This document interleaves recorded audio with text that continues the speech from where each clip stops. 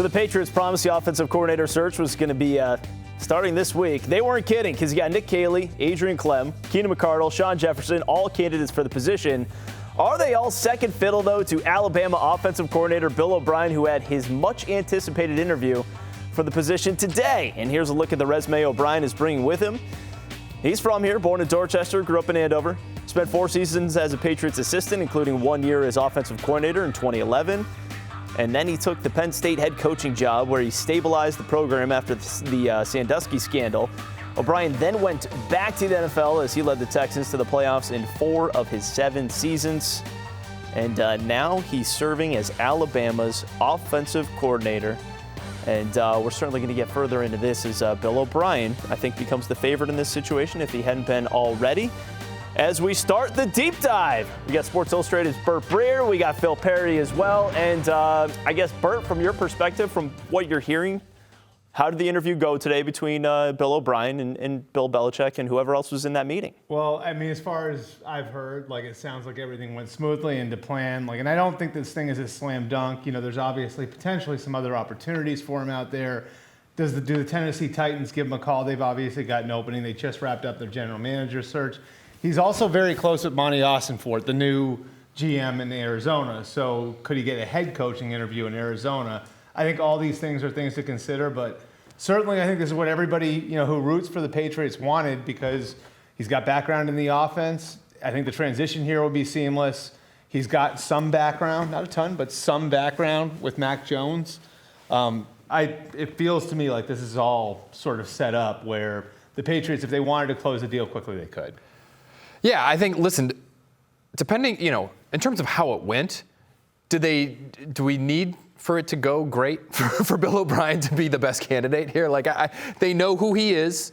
He knows who they are. He has plenty of experience with Bill Belichick. He has plenty of experience with ownership, with an offense that should and could work here in New England. We saw it work, for the most part, a couple of years ago with a rookie quarterback. So in terms of how it went, I think that's superfluous to the discussion, honestly. But why? What does he have to prove to the Patriots to prove that he would be worthy of the job, Giles? I guess is my question back to you. My scenario is, what if he gets in that meeting and it's awkward and, him and Bill are just kind of all right, well, are we going to make this work or not? You know what I mean? That meeting itself, what if that meeting's not comfortable? Why would it be awkward, you think?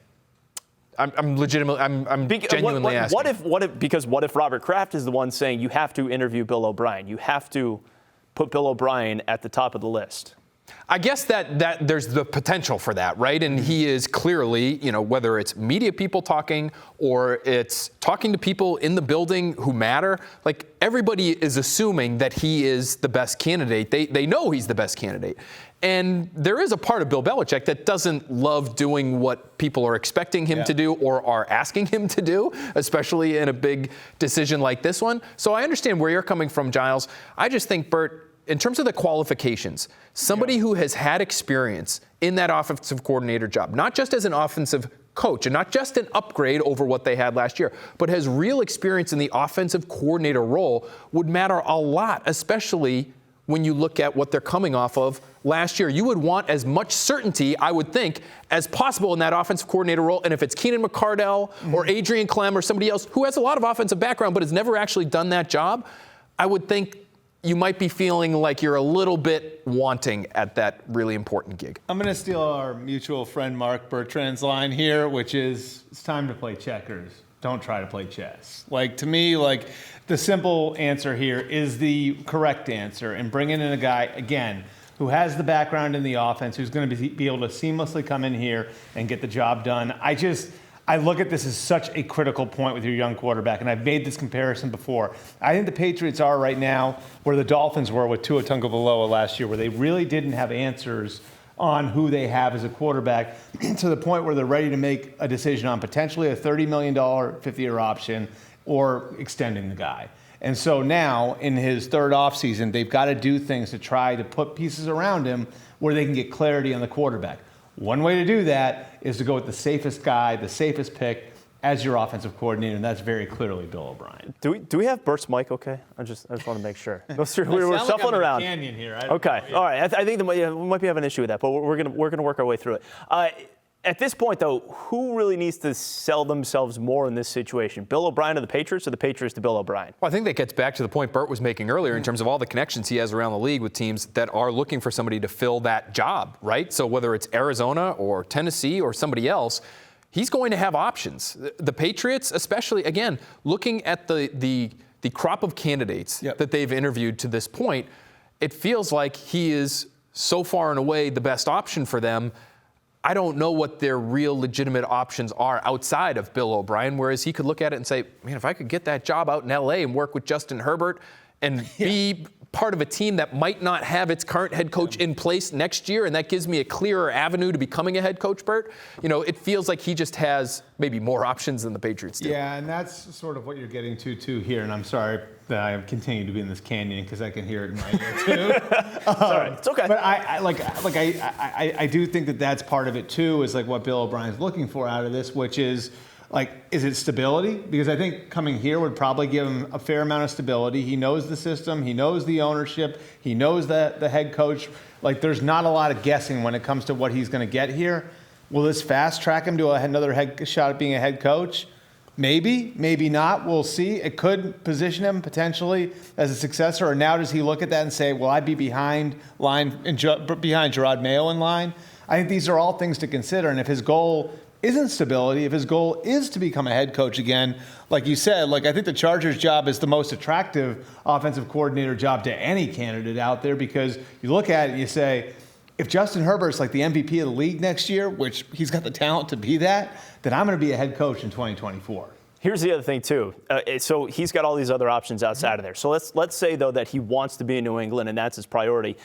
What becomes the next hurdle, the next obstacle? What matters most to him? Is it mostly about money? Is it about power within the system? I think it's staffing. I think that's probably a huge part of it. I would say how the staff sets up around him. And we all focus on just the coordinator job, right?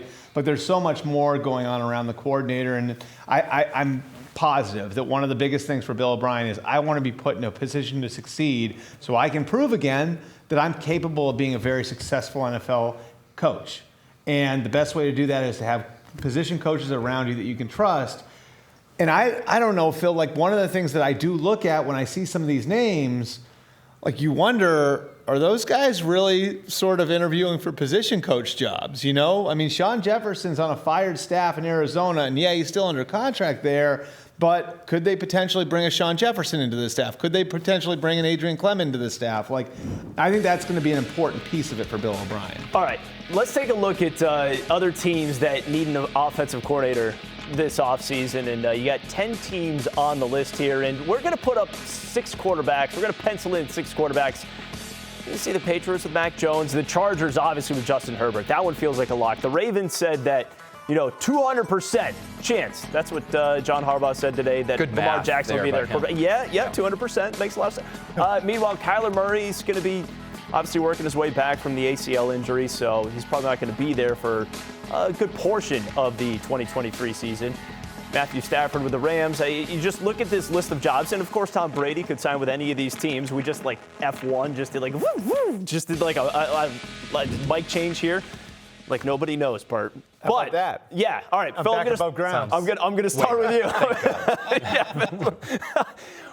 Phil, to you, what jobs in that list would kind of trump what the Patriots have? Because if you look at that list, I mean, Mac Jones, I think, provides some stability. And you look at it, this isn't the least attractive job on there. No, it's certainly not. I would be with Bert here. I would say the Chargers job is really attractive because of the quarterback that they have there. But then I would be looking at the Patriots. I would be looking at them, I think, even ahead of Baltimore. To me, Lamar Jackson is not a sure thing. He's a really good player, and he would be a great player right now here in New England, all things considered, right? But he's played 12 games each of the last 2 years. The injuries are starting to pile up for a guy who runs a lot. And you know who had better numbers as a passer across the board, Bert, really last year? So not this past season, but 2 seasons ago, as a rookie, whether you're talking about touchdown percentage, interception percentage, quarterback rating, almost across the board. Mac Jones had better numbers as a passer than Lamar Jackson did in 2021. So I would look at this and say, you have a promising young quarterback. You have a proven program with a true head coach at the top in Bill Belichick. You should be given I would think, some autonomy to be able to run the offense the way you want it to, and you have enough in terms of talent there to be really competitive. To me, the Patriots job might not be at the top, but it's close to the top. I think, like, you look at the list, and there are some that are just really going to be difficult to fill. Like the Jets and the Commanders, if you're a candidate, you're looking at that and saying, am I going to be part of a fired staff a year from now? Then you have the Chargers at the top, and then I think it's a mess of them in the middle. And I do think part of it comes down to, like, what you're looking for and what sort of system you want to run. Like, if you want to prove that you can run, like, an option-style offense that's inventive and can do different things with a mobile quarterback, maybe it is attractive to go coach with Coach Lamar Jackson. If you want to learn the Shanahan system, if you want to prove that you can run that system, which so many people are trying to hire head coaches to run that system, then maybe you want to go to the Rams. Sure. If you want to, if you come from a background that's more power offense, you know, and you're running the ball and everything else, Tennessee's there. So I think, like, the Patriots are in that next group after the Chargers, where I think you got a handful of jobs in there that are good for the right coach. I just think there's some quarterback uncertainty at some of these places. Right. Like, do the Titans want Ryan Tannehill moving forward? Is Matthew Stafford going to play next year? It's a guy who's dealt with a lot physically, so there's plenty of questions at some of those other spots. I think in Tennessee, if Malik Willis looked better in his rookie season, then I think they'd probably try to move on from Ryan Tannehill, but it kind of feels like they're stuck right now. The other thing to remember, too, there's going to be a lot of quarterback movement. So some people could look at this and say, like, a Tennessee's attractive because they do have some pieces in place, and I can come in and maybe pick my own quarterback. Real quick, how soon do we expect the Patriots to go ahead and make a decision and name their offensive coordinator? I think they're hoping this happens relatively quickly. I don't know if it's going to happen by the end of the week, but I think they would like to get into their normal off-season schedule starting next week. It's my understanding they didn't even really do a whole lot in terms of dissecting the end of this past season and the final game of the regular season. So they still have some of that stuff to do. Bill Belichick's obviously busy with some other things on his plate right now, Bert, but I think by next week, especially since they're leaving for the Shrine Bowl in Vegas in the middle of next week, you got to move this thing quickly. And Vegas is a good chance to get a dry run with a new staff.